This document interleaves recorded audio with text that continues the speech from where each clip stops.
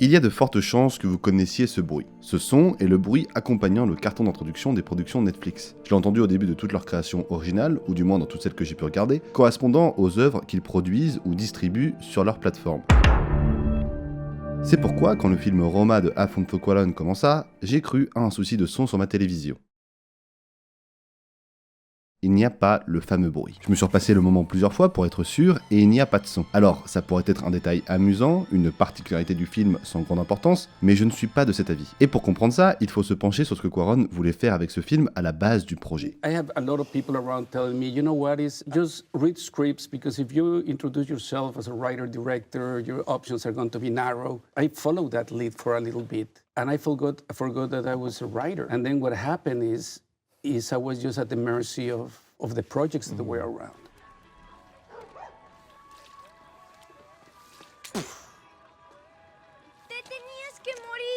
Ça commence avec l'envie d'écrire un film basé sur le personnage de Cléo, la bonne à tout faire d'une famille aisée vivant à Mexico, plus précisément dans le quartier de Colonia Roma ou simplement Roma. Nous suivons des péripéties concernant Cléo, mais également les enfants qu'elle garde et qui rythment son quotidien, ainsi qu'un chien qui a du mal à rester à l'intérieur de la maison.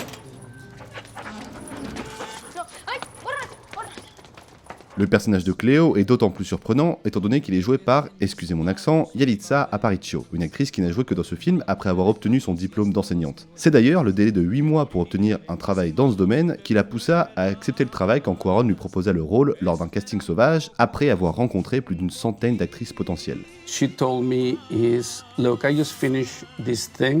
I have to wait around 6 months, 8 months to get the results in terms of getting a job. I have nothing better to do.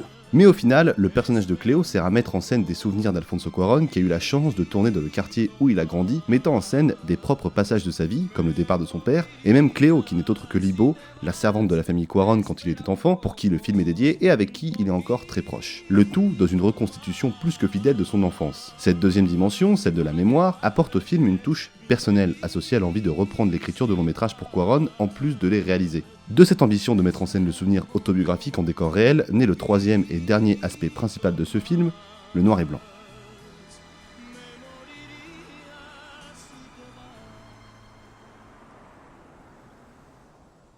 Un magnifique noir et blanc tourné intégralement en 65 mm sur des caméras numériques Arri, une marque reconnue pour la précision de son piqué qui semble pouvoir sublimer absolument n'importe quoi.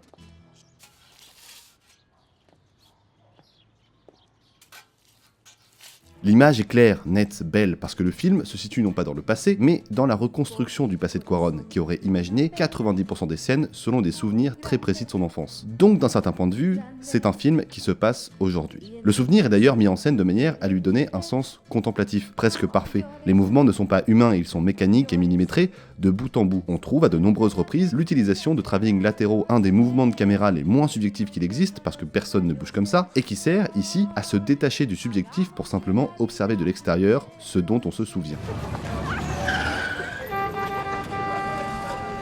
C'est donc sur ces trois aspects que le film Roma a été construit. Un film tournant autour du personnage de Cléo, joué par une totale inconnue, un film centré sur le souvenir d'une enfance à Mexico, un film en noir et blanc moderne et magnifique dans de vrais décors. Trois aspects donc qui forment le contrat que doit respecter le film pour correspondre à la vision que s'en faisait Cuarón au moment de la pré-production et même de l'écriture du projet. Those three elements were the DNA, and I was not going to question those. Cependant, les ambitions, c'est mignon, mais pas respecté, c'est moins cool à regarder.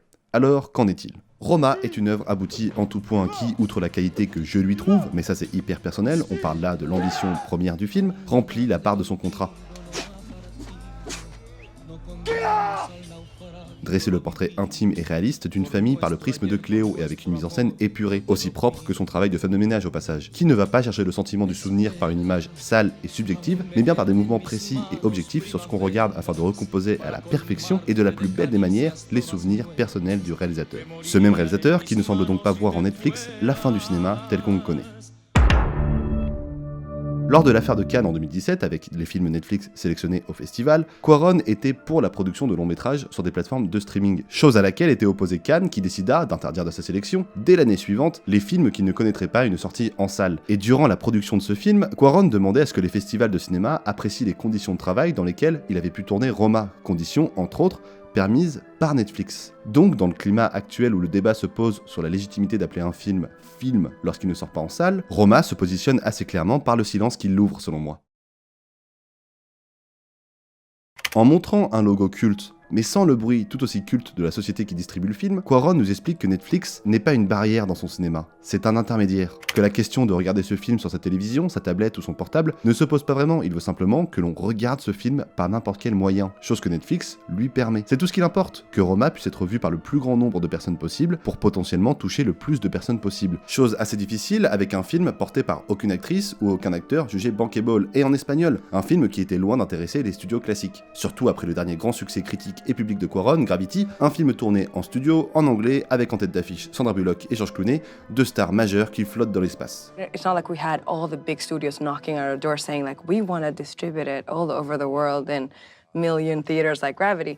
Il faut également noter qu'on sent le contrôle de Cuarón par sa présence sur différents postes prédominants, à savoir scénariste, réalisateur, producteur, commenteur et même directeur de la photographie, un rôle qu'il endosse pour la première fois sur l'un de ses propres films. Ça le place encore plus au centre du projet dans l'ambition de tout vouloir contrôler. Et Netflix nous dit, en acceptant de ne pas intégrer leur son culte au début du film, qu'ils ne sont pas une société cherchant à spécialement estampiller toutes leurs créations, qu'ils sont prêts à aussi laisser une place sur leur plateforme aux artistes qui vont créer des choses différentes par rapport aux productions actuelles classiques qui, elles, sortent en salle. Et ce pour un large public, partout dans le monde. So in a way, sort of Netflix was a great platform for having 130 million people having the option to see it. La distribution d'un film a un impact sur la façon dont on peut le produire, et savoir qu'on a une liberté avec Netflix offre certaines possibilités de tournage. Par exemple, Roma a été tourné dans l'ordre chronologique, quelque chose de rare lors des tournages dû à une plus grosse complexité d'organisation, et donc ça coûte plus cher. Mais c'est un caprice qui a été laissé à Cuarón pour qu'il puisse changer les choses au fur et à mesure si besoin il y avait, comme la fin par exemple. Cuarón était également le seul à connaître l'intégralité du scénario et à savoir ce qui allait être tourné chaque jour,